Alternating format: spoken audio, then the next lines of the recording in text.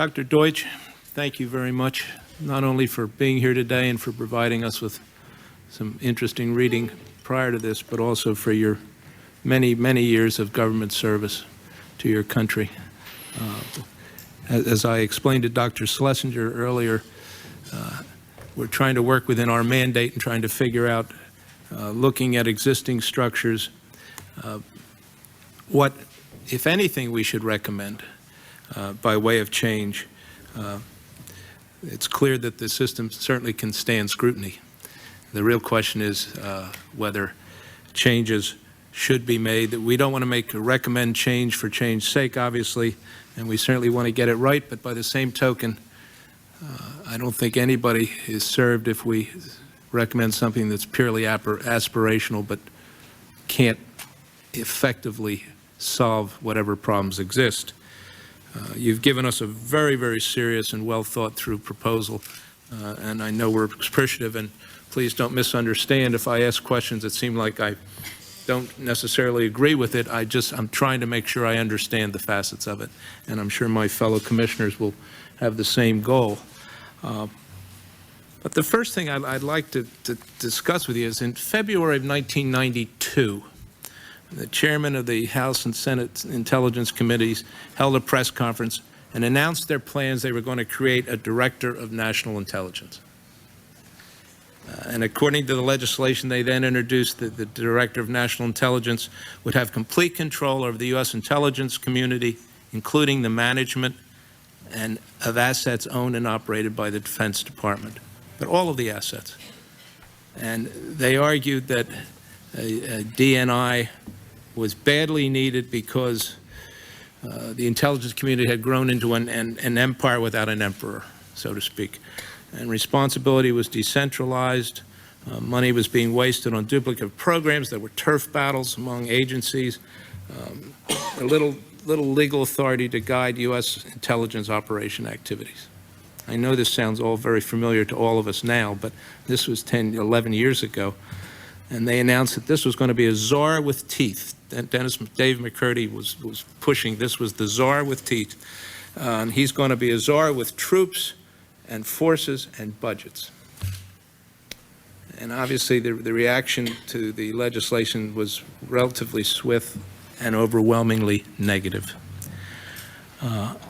And I know you're now familiar with the recommendations of the joint inquiry, which again came out 10 years later and concerned and recommended a Director of National Intelligence.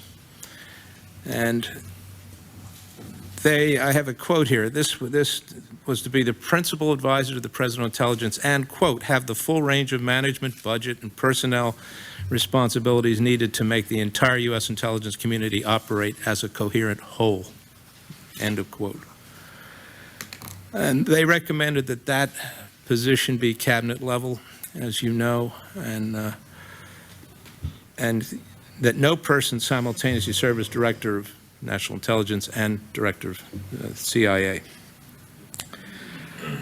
Your proposal suggests that you keep the Director of CIA, Director of Central Intelligence, as the head of the intelligence community, and that you establish, as I understand it, the Domestic Intelligence Service under that director's leadership. And I guess I have two threshold questions before we get to specifics. And one on this, why do you believe that we should keep a director of Central Intelligence as the head of the intelligence community, as opposed to creating a cabinet level or the DNI with some specificity? And the second question is, why wouldn't both proposals, yours, which modifies the DNI, suffer the same fate in Congress as it did 11 years ago?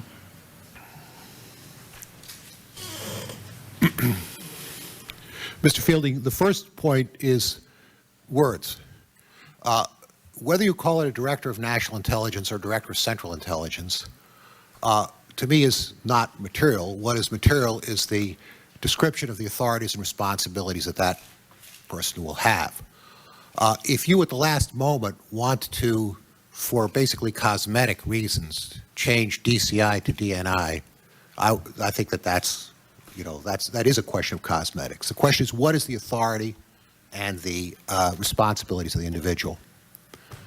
There have been a lot of past studies and people who have recommended creation of greater authorities under the DCI or DNI, as you've mentioned in your comments, and I'm here doing it again today. However, with a little bit more precision, in the sense that I only suggest executive authority for the DCI over the Central Intelligence Agency and the Domestic Intelligence Service.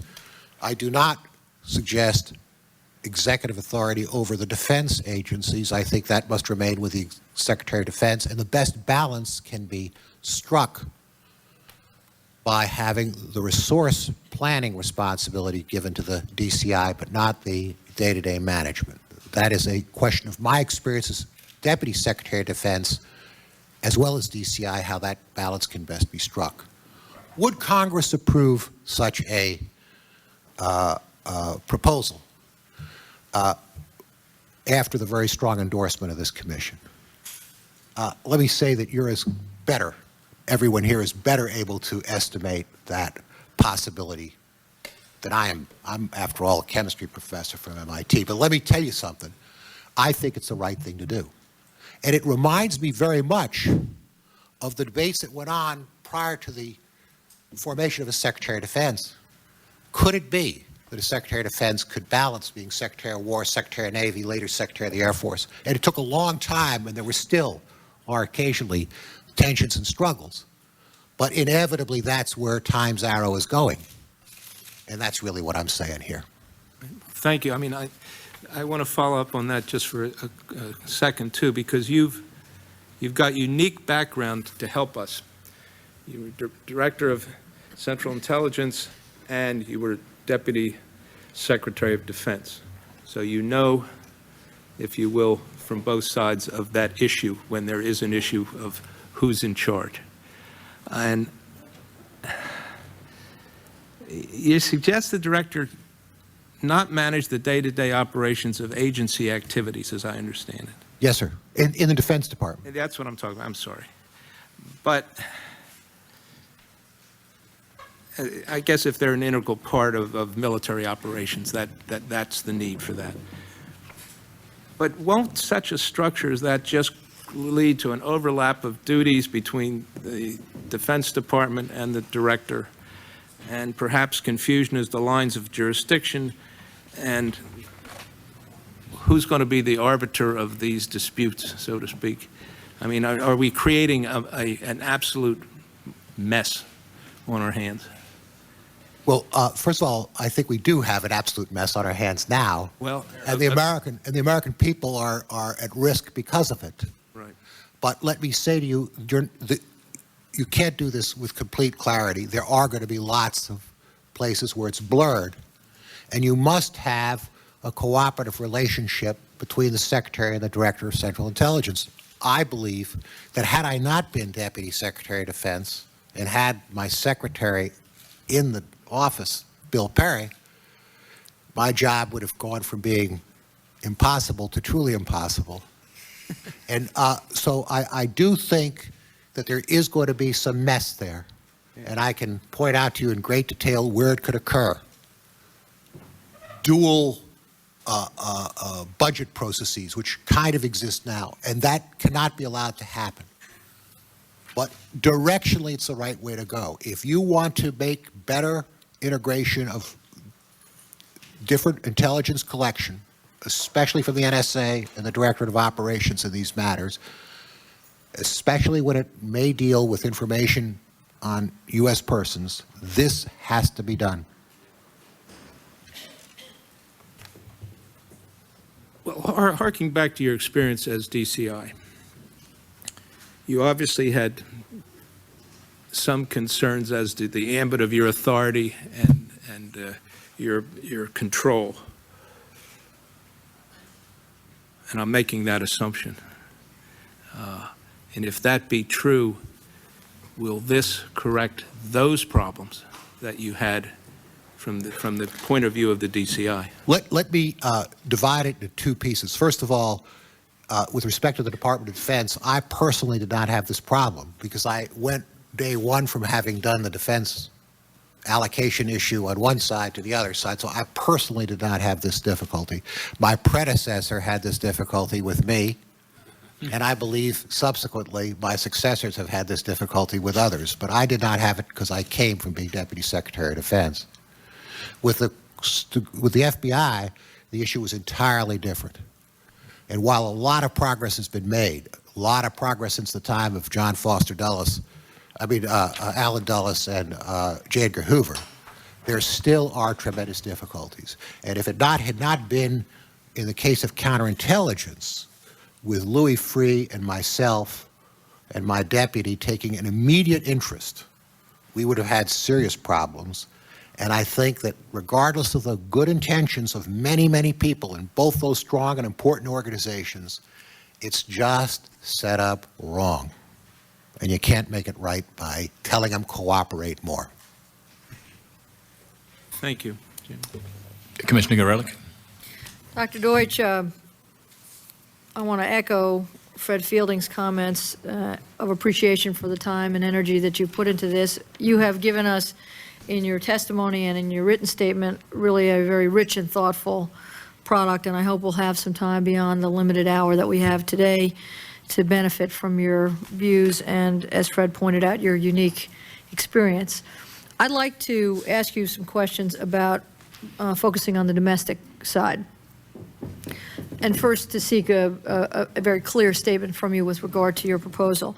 I take it that you would not change in any way the constitutional or statutory protections of rights that American citizens currently have with regard to the investigative techniques that may be used against them or about them or in relation to them. Is that correct?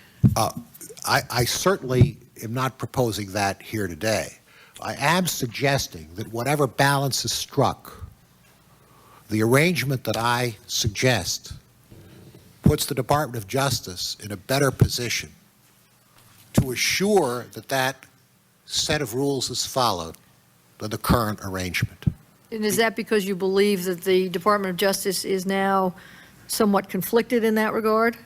I think Department of Justice is tremendously conflicted between three hugely important and valued goals. Goal one is to defend Americans. Goal two is to bring people to justice. And goal three is to protect the rights of Americans.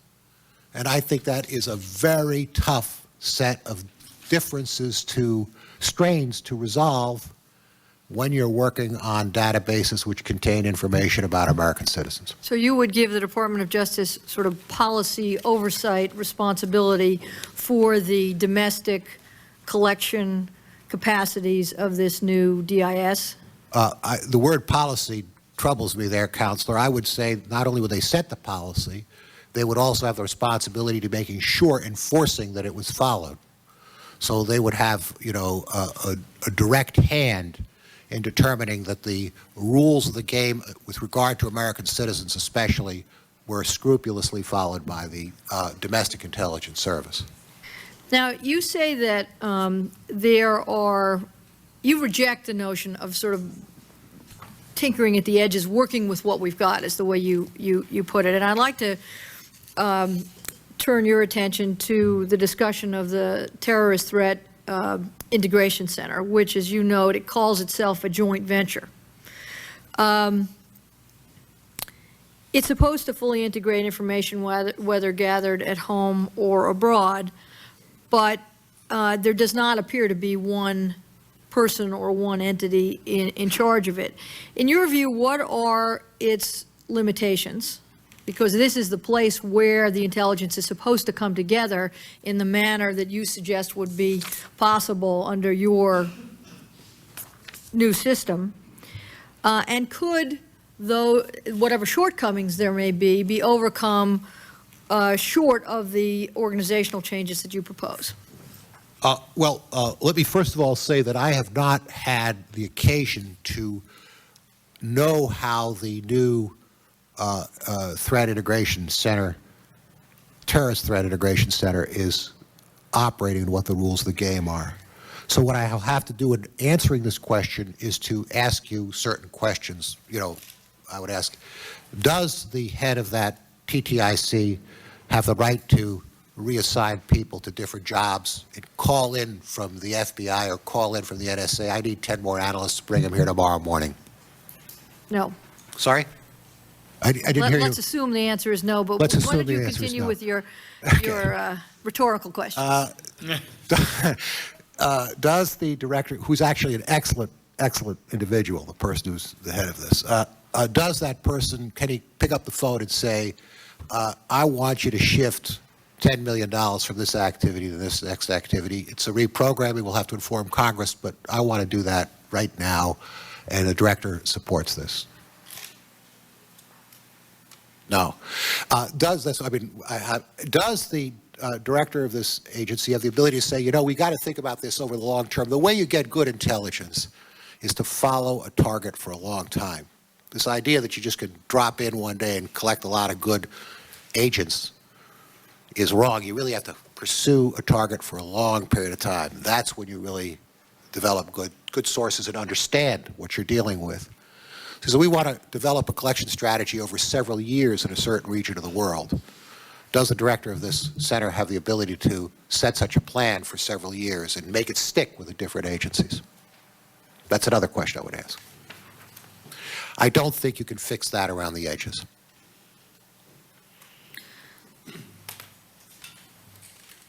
At our very first hearing, I examined the chairs and ranking members of the intelligence committees on one of the subjects that you addressed, which is whether they did or whether even under the current construct they could perform effective oversight of the intelligence community. One of the advantages, I presume, of this organizational structure is that there would be oversight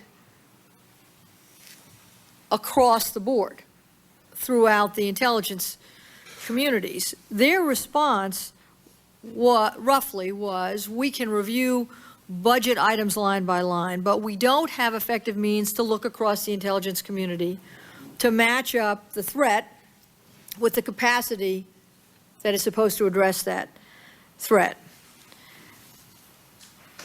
You have been overseen by the committees that oversee defense and the committees that oversee intelligence. And having been overseen by two of the three committees, the other relevant committee being judiciary, what are the upsides, if you can identify them, of the shift that you propose from an oversight point of view? If I were able to see this realignment take place, I would suggest that you would have a separate budget category in the defense accounts, the national security accounts, the 050 accounts, just like we do today, for example, for atomic energy defense activities. I would set one up for the intelligence activities, which included NFIP, JMIP, and Tierra, an associated budget for the, and I would create that as a separate budget category in the overall national security budget, 050 accounts. I believe that would eventually lead Congress to establish a single committee to follow those set of functions.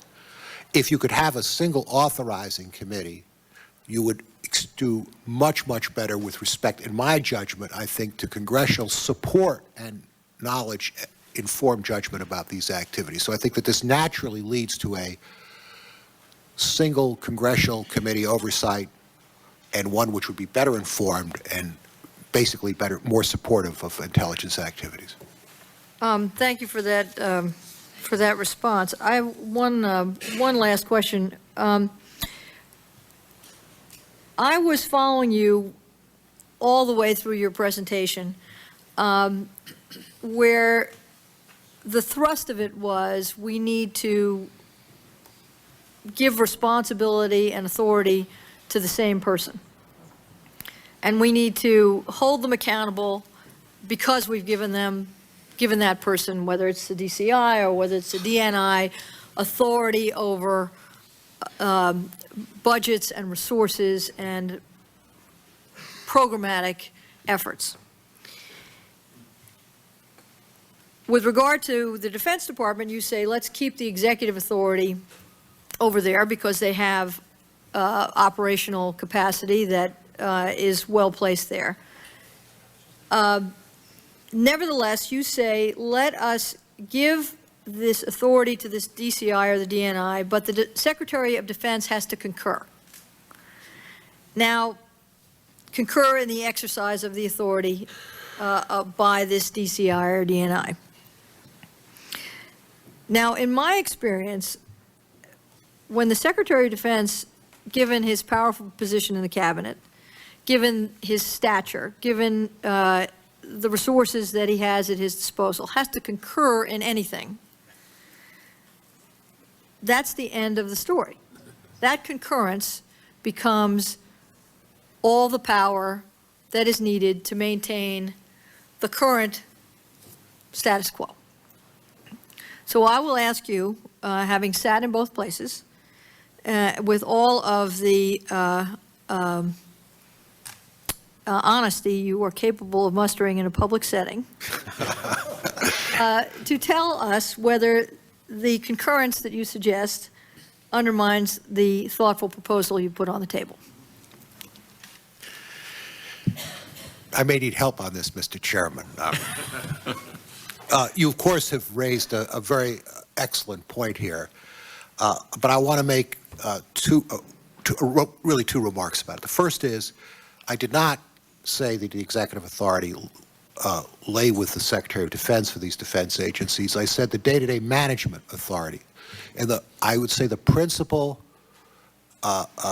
planning and resource allocation authority for these agencies lies with the Director of Central Intelligence. That's different. And I don't want to see a parallel structure run by the financial side of the Office of the Secretary of Defense, redo all the budget analysis to get into the kinds of bureaucratic problems that Mr. Fielding also alluded to. Basically, in my heart, I don't think you can tell the Secretary of Defense, use these agencies for combat support and to support troops that are deployed abroad, and not have the Secretary of Defense happy with that, with what the program is. There's also an element of trying to keep Mr. Fielding on my side by saying, without this proposal of the Secretary of Defense having concurrence at the last analysis, this proposal goes nowhere. It goes nowhere. You must give the Secretary of Defense that last, as I can tell you by speaking with several of them. Without that, you can't possibly get the additional oversight, the additional authorities within the Director of Central Intelligence. So there is an element of it that says this is the best way of keeping the legitimate military concerns on board. So that's why I came out of that way. Thank you very much. Commissioner Fielding. One follow-up question on our analysis. It's been suggested, it has been suggested that we also consider a structure similar to MI5. I would appreciate any comments you could give us and your thoughts on that as we look at this whole structural issue. Well, I know the MI5 very well and its operation. The MI5, as you know, reports to the Home Office. So presumably the comparable suggestion here would be to put the Domestic Intelligence Service in the Department of Homeland Security. And that, it seems to me, goes in the wrong direction because it fragments two groups into three. On the other hand, I believe that the Secretary of the Department of Homeland Security has a tremendously important role to play in intelligence analysis, because remember, the Domestic Intelligence Service is principally concerned with collection activities. So the Department of Homeland Security has a tremendously important role to play in intelligence analysis and analyzing information from all sources, just as the Department of State does today or the Department of Defense does today. And so the intelligence community has the Secretary of Homeland Security is a principal customer, but I do not believe that you should establish a collection agency away from these others. I think it's going in exactly the wrong direction. Okay. Thank you very much. Commissioner Roman. Thank you, Mr. Chairman. Nice to see you again. Nice to see you, sir. We appreciate your time today. You've talked a lot about the relationship between the DCI and the SecDef, the Secretary of Defense. I'm more interested, given the fact that you've given that a lot of thought and a lot of time today, and our commissioners have zeroed in on that. I'm more interested in coming back to some of the mandate that we have on this 9/11 Commission, both at what happened on 9/11 and prior to it, and the relationship between the DCI and the National Security Advisor. You were a DCI in 1995 and 1996.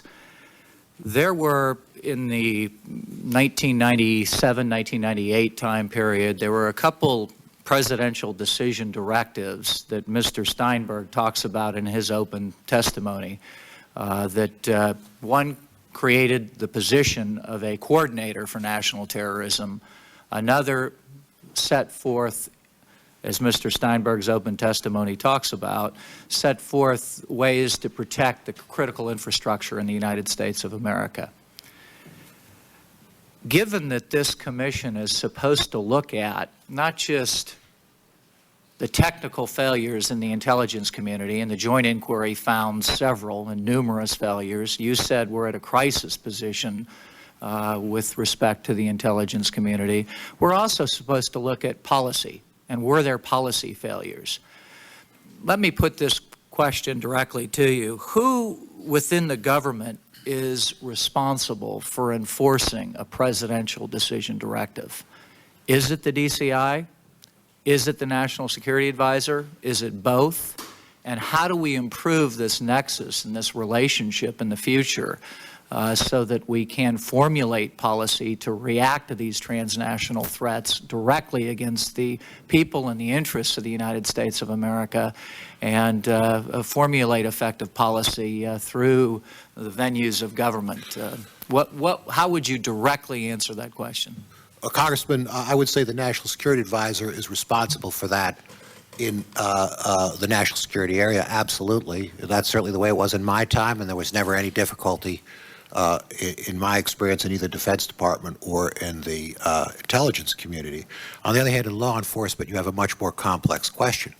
If you have the National Security Advisor breeze in and say, please, let's do this with respect to some colorable law enforcement activity, you may end up with a huge problem on your hands. And indeed, there were plenty of occasions where that came up in domestic and international matters, where the ability to enforce executive branch views on the law enforcement community came to quite a set of loggerheads.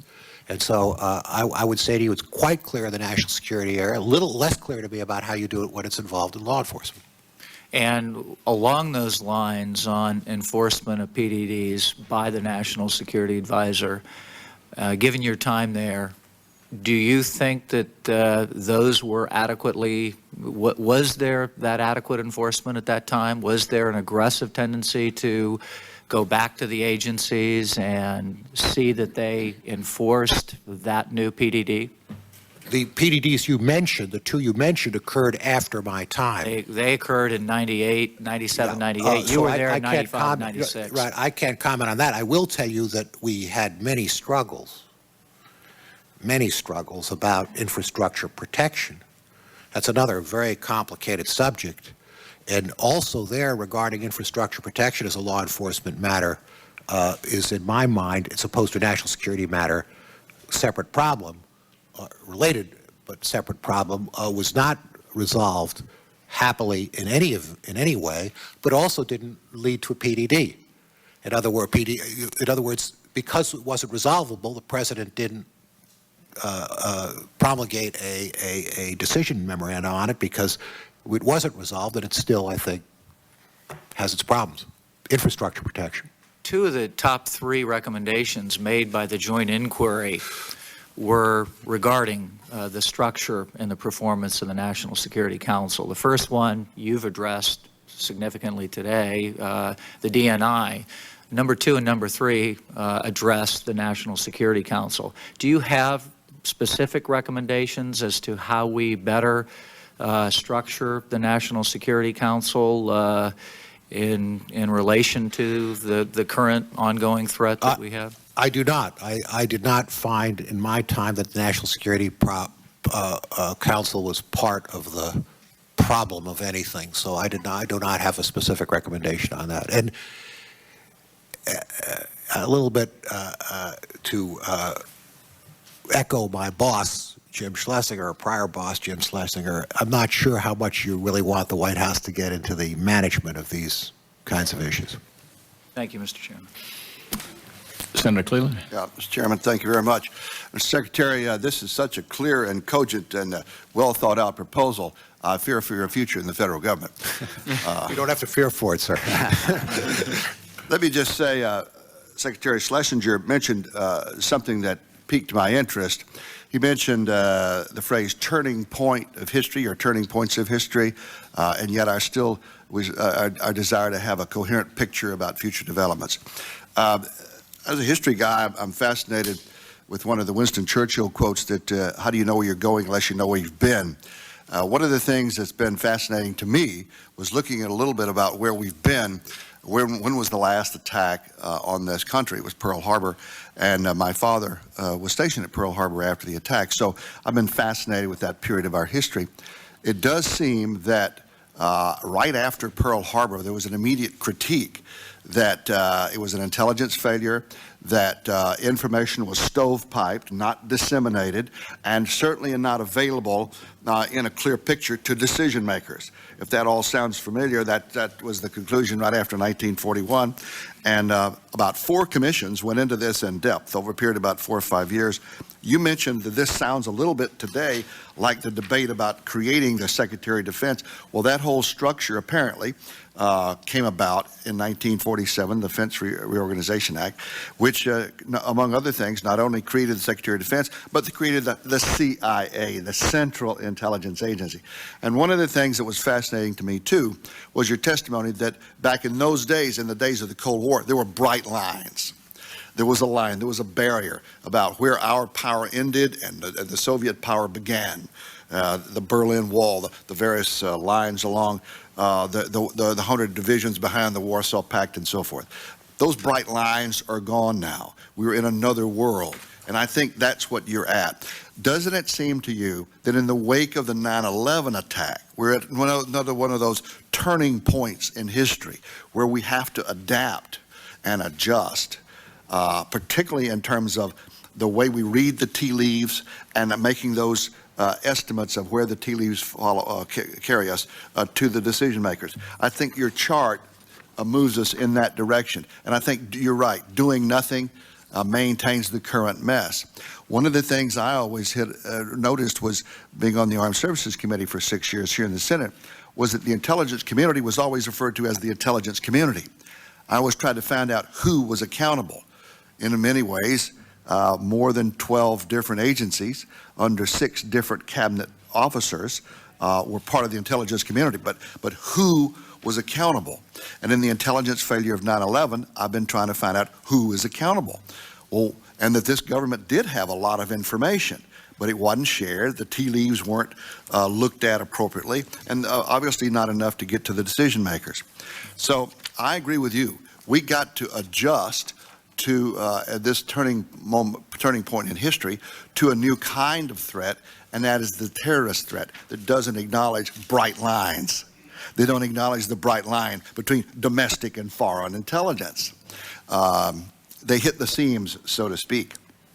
And so I'd just like for you to elaborate a little bit more maybe on the history that you are aware of, maybe in the former discussion about creating a new organization to connect the dots back in those days of 1947 in the wake of Pearl Harbor and World War II, and what we needed in terms of centralizing intelligence. Can you share a little bit, and is some of that information relevant to us now?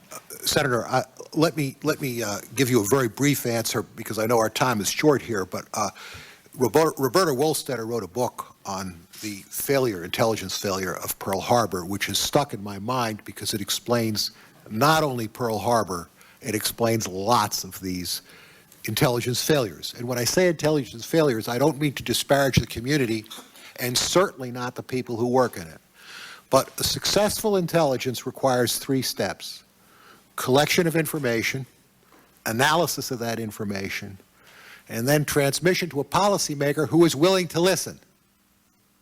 And when you look in detail at these events, always there's something which has gone wrong in part of those 3 steps.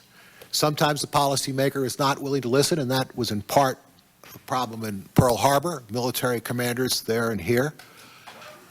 Often it is inadequate analysis, and it always is better to have more information rather than less. But the heart of the matter is to have a set of dedicated and capable intelligence analysts who have access to all available information and who can objectively give you their unvarnished best estimate. It doesn't guarantee you successful intelligence because the policymaker may still not listen. But you have to have the elements: collect the information, do fabulous analysis, and have a policymaker who's willing to listen. Thank you, Mr. Secretary. That's a powerful statement. Thank you very much. Thank you. I'm curious if the recommendations that you're now proposing had been in effect some years ago. Do you think it would have changed what happened on 9/11? Governor, I can't answer a question like that. It is too hypothetical for me. Yeah. I think it is a catastrophe what happened to this country, and I think it signals the need to do something. But I could not possibly give you a fair answer to that question. Okay, I understand that. Yeah, yes, Ms. Slade, and then Commissioner Lehman. Dr. Deutch, as fascinating as this is, it reminds me, you mentioned a book about Pearl Harbor. It reminds me of that wonderful title of a tragedy in World War II, A Bridge Too Far. And so my question to you is, if you took out the blue lines and didn't get yourself into a fight with the Secretary of Defense, and perhaps only had what you have here as CIA and the Domestic Intelligence Service under a single head, would that be a significant improvement over the present situation?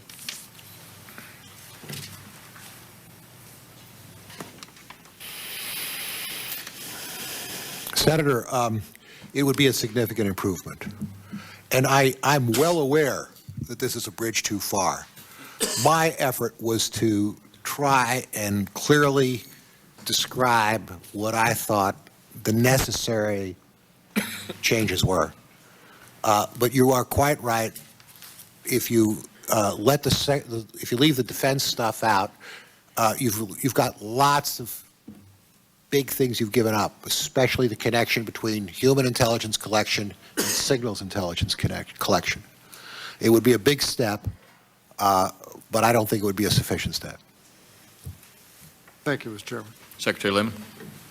Dr. Deutch, one of the critiques of the current intelligence community is that as a result of the tremendous technical breakthroughs of the 60s, 70s, and then the political assaults of the Pike Committee and the Church Committee during on the intelligence community as a whole, that this drove a total domination and the creation of a completely technical culture in the intelligence community.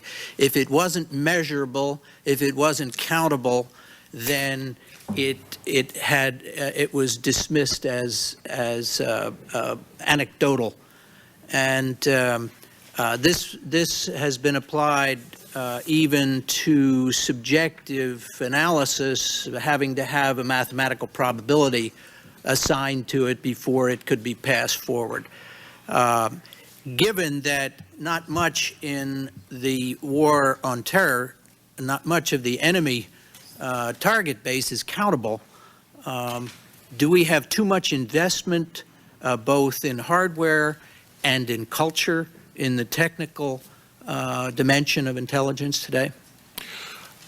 Mr. Secretary, it's a very good question. I would first of all argue that if you look in detail at even the most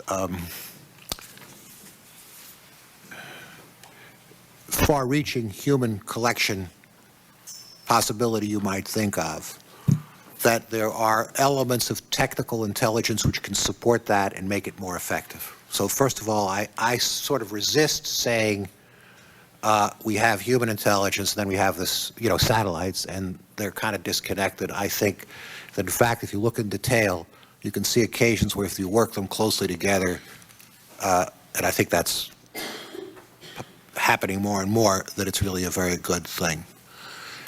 There's no question that human intelligence capability, especially in the CIA, suffered dramatically in the early 90s. No question about it, including during my time.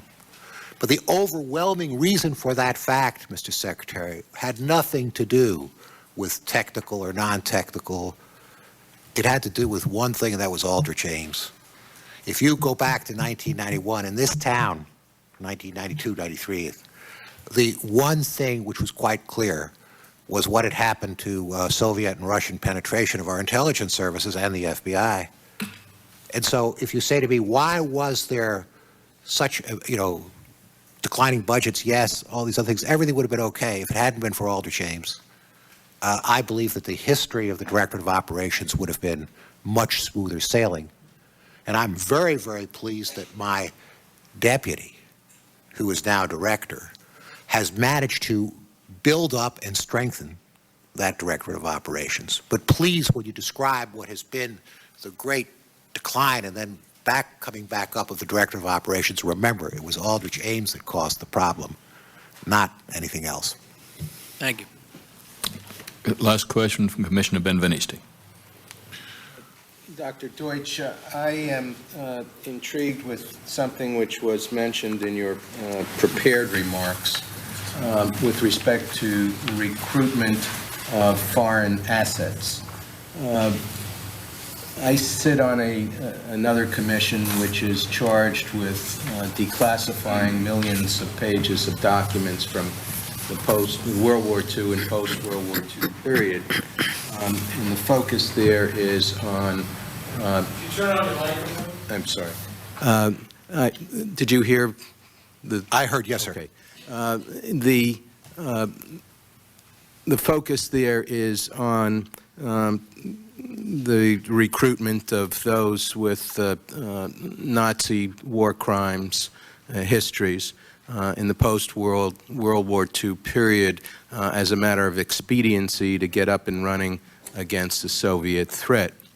And I notice that you have discussed the question, which has been raised broadly in the post-9/11 period, of whether restrictions on recruitment of foreign assets who have histories of crimes against humanity make sense to continue in the post-9/11 period. And having seen the result of the compromising of the West German intelligence organization from the recruitment of those with that kind of tainted past, and noticing your remarks on the subject, I wonder if you could elaborate. Could you tell me where these remarks are, Mr. Benveniste? This would be on page 3 of 5. 3? In an article which you wrote. Oh, I see. It's not my testimony. Oh, I'm sorry. It was in the materials which our very diligent staff had collected. It was an article which you wrote with Jeffrey Smith in Foreign Policy magazine fairly recently. I don't have the article in front of me. If you read that article with care, it also has a proposal similar to this, but less. Thank you. But let me just say that you absolutely have to recruit individuals with the worst kind of backgrounds, the worst kinds of criminal and humanitarian